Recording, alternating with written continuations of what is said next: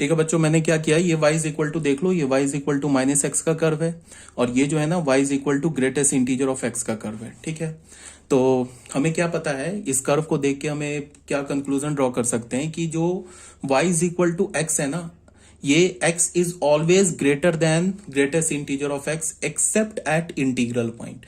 Integral point पे क्या होगा, y is equal to x and y is equal to greatest integer of x, ये इक्वल हो जाएगा सिर्फ इंटीग्रल पॉइंट पे। और सारे नॉन इंटीग्रल पॉइंट पे मींस r माइनस जेड पे जो हमारा x है वो क्या होगा, ग्रेटेस्ट इंटीजर ऑफ x से ग्रेटर होगा। तो इसी बात को यहाँ पे लिखा हुआ है, x is greater than greatest integer of x for all x belongs to r minus Z and x is equal to greatest integer of x for all x belongs to z। अगर x का हमारा value integer है तो x और greatest integer of x equal हो जाएगा।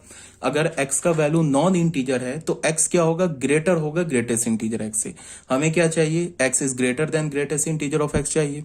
तो domain क्या हो गया फंक्शन का, all real number minus z। ठीक है फिर इसको तुम ऐसे भी देख सकते हो, हमारे पास क्या है, हमारे पास ऐसे ही है ना, F x is equal to 1 upon root under x minus greatest integer of x, यही है ना फंक्शन।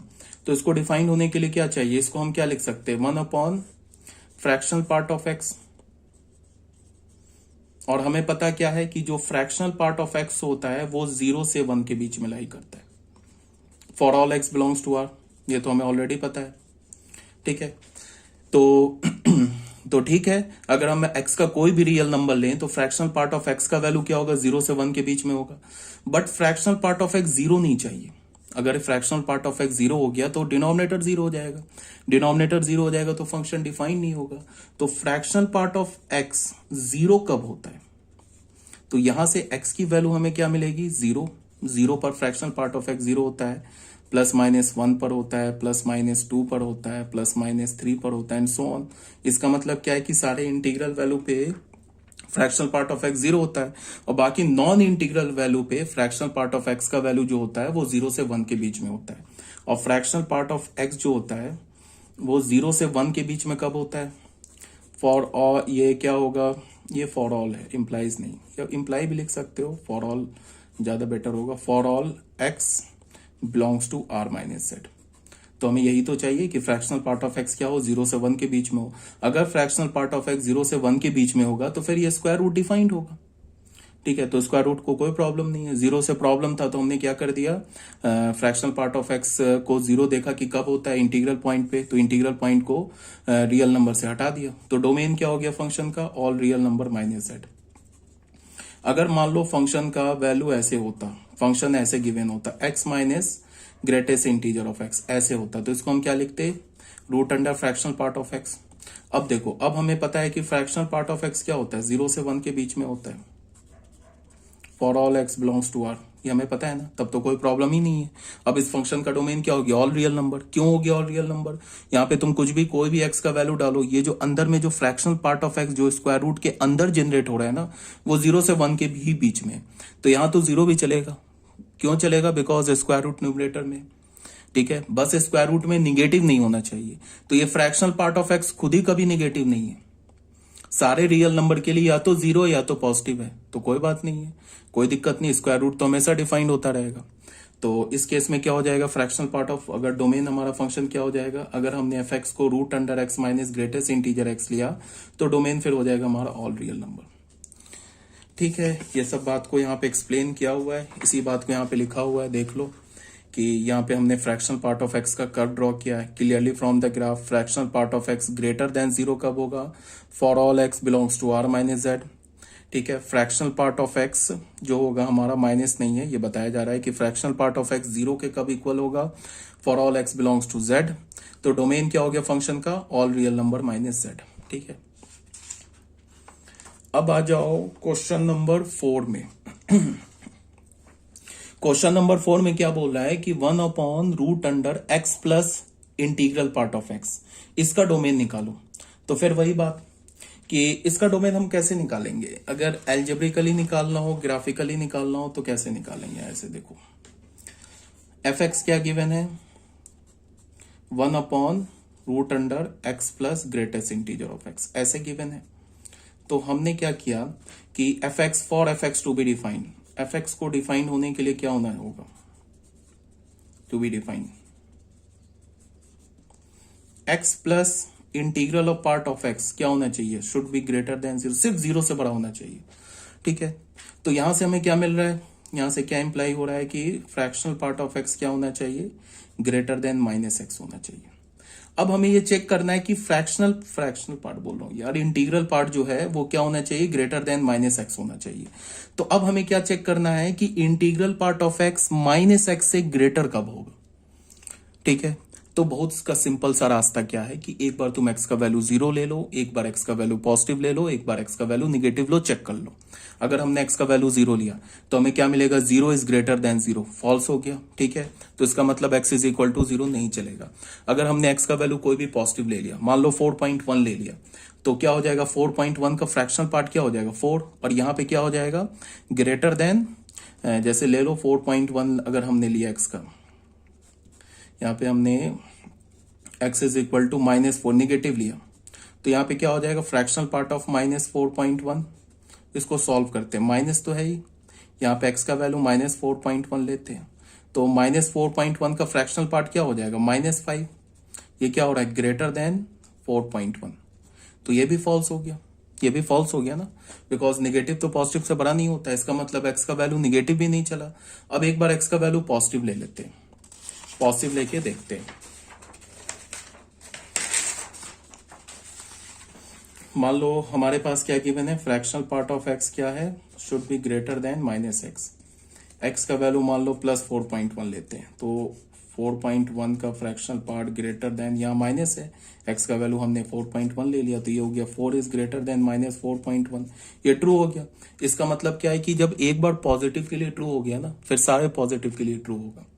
तो यहां से हमें क्या मिल गया, डोमेन फंक्शन का क्या मिल गया, आर प्लस को हम लोग क्या बोलेंगे 0 to इंफिनिटी, ये हो गया फंक्शन का डोमेन। ठीक है ना, ऐसे भी चेक कर सकते हैं। दूसरा ऑप्शन क्या है हमारे पास कि हम लोग ना इंटीग्रल पार्ट ऑफ एक्स और -x का कर्व ड्रॉ कर लें, जैसे इंटीग्रल पार्ट ऑफ एक्स और -x का कर्व ड्रॉ कर लें, ये हो गया हमारा इंटीग्रल पार्ट ऑफ एक्स का कर्व। ठीक है, और y is equal to -x का ये कर्व हो गया। ठीक है, अब तुम देखो ये हमारा जो कर्व है, ये कर्व है इंटीग्रल पार्ट ऑफ x का कर्व है, और ये कर्व किसका, y is equal to -x का कर्व है। अब तुम देखो अगर तुमने x का वैल्यू -इंफिनिटी से 0 के बीच में लिया, तो उस केस में क्या हमारे पास, उस केस में जो हमारा y is equal to -x है ना, वो ग्रेटर है fractional part of x, fractional कह रहा हूं इंटीग्रल पार्ट ऑफ x से। क्यों, बिकॉज इंटीग्रल पार्ट जो है वो क्या है, y is equal to -x से नीचे है ना, तो ये तो कंडीशन को नहीं सेटिस्फाई करेगा, ये वाला जो कंडीशन है इसको नहीं सेटिस्फाई करेगा। जब x का वैल्यू -इंफिनिटी से 0 के बीच में होगा तो इस कंडीशन को नहीं सेटिस्फाई करेगा, तो इसका मतलब सारे नेगेटिव रियल नंबर को हमें छोड़ देना है। जब हमने x का वैल्यू 0 लिया तो 0 पे क्या हो रहा है कि देखो ये वाला कर्व हमारे इंटीग्रल पार्ट का है, और ये y is equal to -x, ये दोनों तो इंटरसेक्ट कर रहा है 0 पे। इसका मतलब जब x का वैल्यू 0 होगा तो उस केस में इंटीग्रल पार्ट ऑफ x और -x ये दोनों इक्वल हो जाएगा, बट यहाँ में इक्वल भी नहीं चाहिए, यहाँ पे तो हमें ग्रेटर देन x, ये integral part of x greater than -x चाहिए। तो वो कहाँ दिख रहा है, सिर्फ पॉजिटिव पे दिख रहा है, देख लो पॉजिटिव में देख लो, ये इंटीग्रल पार्ट का कर्व है, y is equal to -x से ऊपर है, ये इंटीग्रल पार्ट का कर्व है, y is equal to -x से ऊपर है, ये सब है ना इंटीग्रल पार्ट का curve, y is equal to -x से ऊपर है। तो इसका मतलब डोमेन क्या हो गया, set of all positive real numbers. तो हम ऐसे भी देख सकते हैं, ग्राफिकली भी डोमेन को देख सकते हैं। ठीक है, तो यही बात यहाँ पे बताई गई है। अब आ जाओ बच्चों क्वेश्चन नंबर 4 में। क्वेश्चन नंबर 4 में क्या बोल रहा है, find the domain of definition of the function F x. ठीक है, देखो इसको सॉल्व करते हैं। हमारे पास एफ एक्स फंक्शन क्या गिवन है, log of 4, log of 5, log of 3, 18x minus x square -77, ये ब्रैकेट बंद, ये ब्रैकेट बंद, ये कर्ली ब्रैकेट बंद। इसका हमें डोमेन निकालना है। अब तुम मेरी बात को ध्यान से सुनो, इस लॉग को पहले देखो जिसका बेस 4 है। इस लॉग का आर्गुमेंट क्या है, ये पूरा ठीक है, ये log 5 आर्गुमेंट log 3 फिर argument 18x minus x square, इस log का आर्गुमेंट ये पूरा है। अब इस log पे आ जाओ, इस log का आर्गुमेंट ये पूरा है। अब इस log पे आ जाओ, इस log का आर्गुमेंट ये है।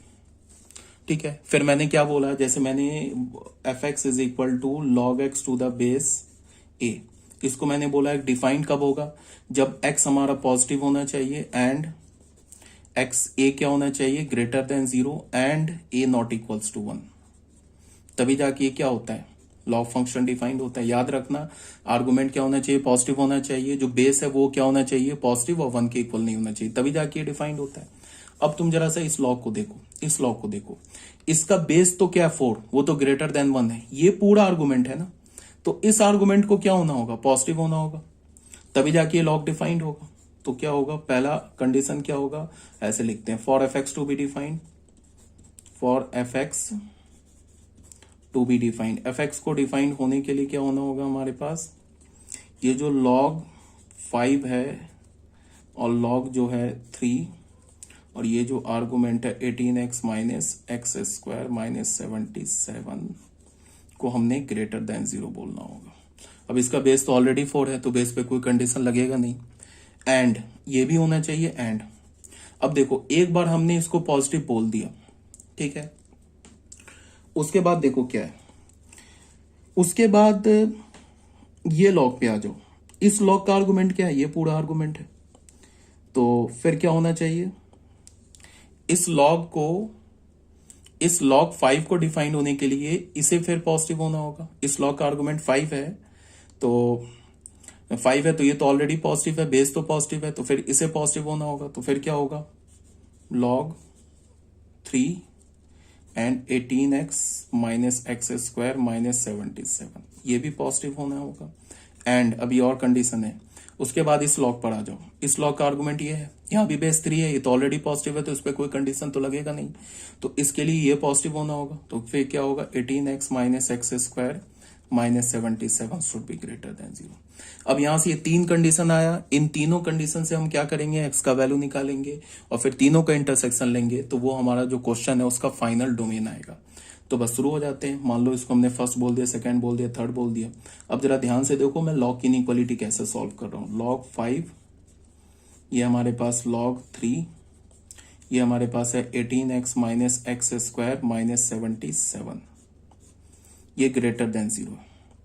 ठीक है, इस 0 को मैं लिख सकता हूं log 1 बेस 5। हमें पता है ना कि log 1 का वैल्यू क्या होता है, 5 होता है। बेस 5 क्यों लिया, क्योंकि यहां भी बेस 5 है। ठीक है, अब मैंने तुम्हें क्या बताया था, मैंने तुम लोगों को बताया था ना कि x1 अगर x2 से ग्रेटर है तो ये इंप्लाई करेगा कि log ऑफ x1 बेस ए ये भी ग्रेटर होगा log ऑफ x2 बेस ए से। कब, when base is greater then 1। एक ये तुम लोगों को बता रखा है। दूसरा क्या बोला है कि x1 अगर ग्रेटर है x2 से तो ये क्या इंप्लाई करेगा, log of x1 base A less than हो जाएगा log ऑफ x2 बेस ए से when a lies between 0 to 1। इसका मतलब क्या है कि जब इनइक्वालिटी होगा, दो नंबर के बीच में इनइक्वालिटी होगा, तो अगर तुमने लॉग लगाया बेस a का, बट कंडीशन क्या है कि वो बेस 1 से ग्रेटर होना चाहिए, तो इनइक्वालिटी चेंज नहीं होगा। अगर ग्रेटर देन 0 है तो यहां भी ग्रेटर देन 0 होगा, लेस देन 0 है तो यहां भी लेस देन 0 होगा। इनइक्वालिटी चेंज नहीं होगा, बट कंडीशन क्या है कि जिस बेस का तुमने लॉग लगाया है वो बेस 1 से बड़ा होना चाहिए। अगर यहाँ पे x1 ग्रेटर देन x2 है और तुमने लॉग लगाया तो लॉग की इनइक्वालिटी चेंज हो जाएगी, मतलब ग्रेटर देन 0 से लेस देन 0 हो जाएगा। अगर यहाँ लेस देन 0 होता तो यहाँ ग्रेटर देन 0 हो जाएगा। कब, जब बेस इसका क्या होगा, लॉग का लाइज बिटवीन 0 एंड 1। तो जब हम ऐसे से यहां जा सकते हैं तो यहां से उल्टा यहां भी तो आ सकते हैं, तो यही काम यहां करेंगे। अभी देखो, अब ये क्या लिखा हुआ है, log 5 इसका ये आर्गुमेंट है, is greater then log 1 base 5। 0 को हमने लिख दिया ना log 1 बेस 5, तो यहां से हमें क्या मिल जाएगा कि ये बेस तो क्या हमारा ग्रेटर देन 0, तो x का जो ये इस log का जो आर्गुमेंट है ना, ये इसके 1 के इक्वल हो जाएगा। इनइक्वालिटी क्या होगा, चेंज नहीं होगा। देख लो, अगर यहां से हमने log हटाया तो फिर क्या होगा, x1 is greater then x2 आ जाएगा। तो यहां से हमने अगर log हटाया, इस log को हटाया, यहां से इस log, यहां से इस log को हटाया, तो हमारे पास क्या हो जाएगा, log 3 18x minus x square minus 77। इस log 5 का ये पूरा आर्गुमेंट है ना, ये क्या हो जाएगा, ग्रेटर देन 1 हो जाएगा, कोई प्रॉब्लम नहीं है। अब इस 1 को मैंने क्या लिख लिया, log 3/3। हमें पता है ना log a बेस a क्या होता है, 1 होता है, तो 1 को हमने क्या लिख लिया, log 3/3। अब फिर तुम देखो बेस हमारा 3 है ना, बेस क्या हमारा 3 है, तो ग्रेटर देन 1 है, फिर log हटाते हैं, तो log हटाएंगे तो हमें क्या मिलेगा, 18x minus x square minus 77, ये ग्रेटर देन 3 मिल जाएगा। इस लॉग को हटा देंगे तो ग्रेटर देन 3 मिल जाएगा। इस बाकी सबको ले जाएंगे तो इधर ले जाएंगे, x square minus 18x plus 80 is greater less than 0, ऐसे मिल गया। अब 80 का क्या होगा, 10 और 8, ठीक है, x square minus 10x minus 8x plus 80 is less than 0, ऐसे आ गया, ठीक है। तो फिर हमें क्या मिल जाएगा,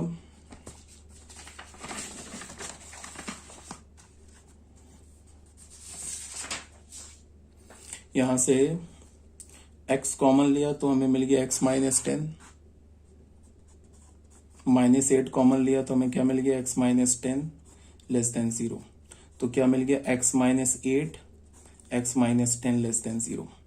क्वाड्रेटिक है, लेस देन 0 है तो बिटवीन द रूट्स, तो x बिलोंग्स टू 8 to 10। ये हमारा फर्स्ट आ गया, फर्स्ट हमने सॉल्व कर लिया। अब सेकंड हमारे पास क्या है, ये वाला है ना सेकंड, इसको सॉल्व करते हैं। सेकंड में हमारे पास क्या है, log 3 18x minus x square minus 77 should be greater than 0। 0 को मैं क्या लिख सकता हूं, log 1/3, ऐसे लिख सकता हूं। फिर देखो बेस क्या हमारा, ग्रेटर देन 1, इसका मतलब log हटाएंगे तो इनइक्वालिटी चेंज नहीं होगा, ये आर्गुमेंट और ये जो 1 आर्गुमेंट है इसके बीच में यही ग्रेटर देन 1, ये ग्रेटर देन की इनइक्वालिटी होगी। तो यहां से हमने क्या लिख लिया, 18x minus x square minus 77 is greater then 1। इन सारे टर्म्स को राइट हैंड साइड पे ले गए तो एक्स स्क्वायर माइनस 18x, ये क्या हो जाएगा, प्लस 78 इज लेस देन 0, ठीक है। अब इसको सॉल्व कर लेते हैं, तो फैक्टराइज कैसे होगा, 78 का प्राइम फैक्टर निकालना होगा, 2 3 9 13 3, ठीक है।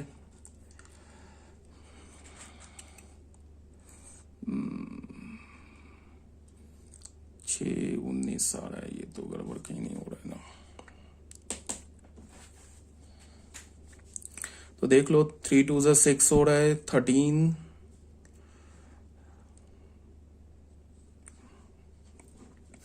गड़बड़ तो नहीं किया यहाँ पे हमने,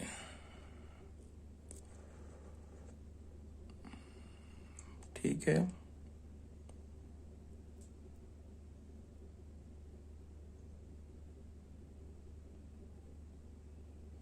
थर्टी 9 हो गया, 13 3 हो गया। अच्छा ये भी हो सकता है ना कि इसका जो डिस्क्रिमिनांट हो वो क्या हो जाए, 18 का d निकालते हैं, d क्या है, minus 18 B square minus 4 into 78, तो 18 इंटू 18 क्या हो जाएगा, ये हो जाएगा 324 माइनस,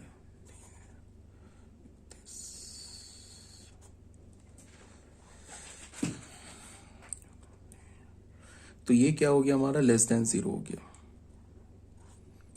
ठीक है। तो ये लेस देन 0 हो गया, इसका क्या मतलब हो गया हमारे पास, इसका मतलब ये हो गया हमारे पास ग्रेटर देन 0 हो गया। तो इसका मतलब ये रूट तो निकलेगा यार,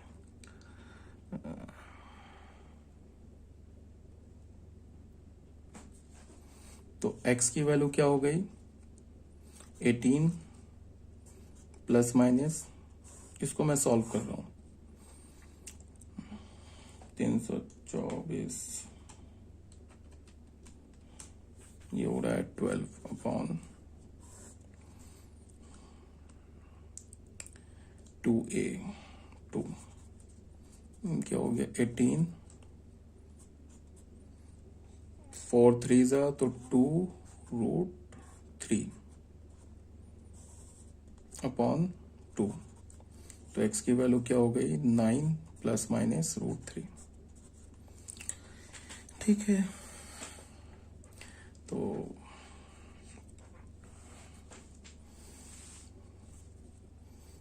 ये क्या आ रहा है हमारा ग्रेटर देन, ये आ रहा है ना, ये आ रहा है इनइक्वालिटी, से हमें सॉल्व करना है।